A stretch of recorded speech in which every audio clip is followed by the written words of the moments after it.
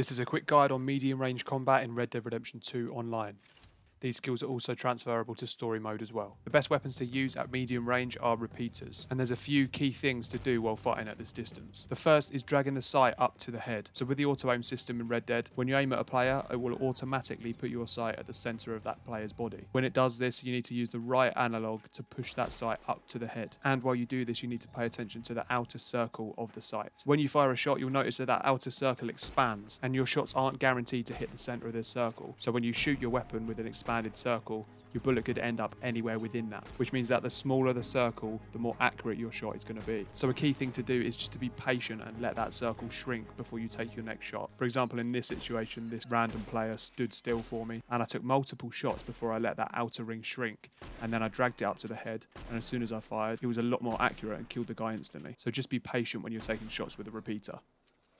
This goes for fighting at any range, but always be wary of your minimap. When I was running across the road here, I noticed that two guys were running down the street, and then using those two key things when firing at people, I just fired one shot at each of them and killed them both. But if I wasn't paying attention to my minimap, they could have quite easily just shot me in the back. If you're in a position to get to cover, then always try and do that. And when firing a repeater, in between shots, you should drop back into that cover to cock your gun again, ready for the next shot. Again, it's all about patience here, just waiting for that player to break their cover so you can get a clean shot on them. There's no point standing out in the open waiting for them to move. You need to be in cover yourself, if you're in a position to be.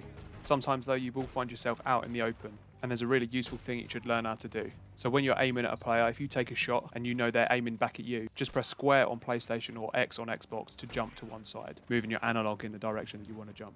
Doing this breaks that other player's auto-aim, making it a lot more difficult for them to get a shot on you. Another benefit to this as well is that the outer circle of your sight shrinks. So take a shot, jump, and then when you can, take another shot and jump again until you kill them. All these rules apply no matter what gun you're using, but from medium range, the repeater is definitely the way to go. If you're interested in a long-range combat guide, then there is a link in the description to a video on that. Thanks a lot for watching. If this video helped you out, then please give it a like and subscribe for more straight to the point, quick guides in the future.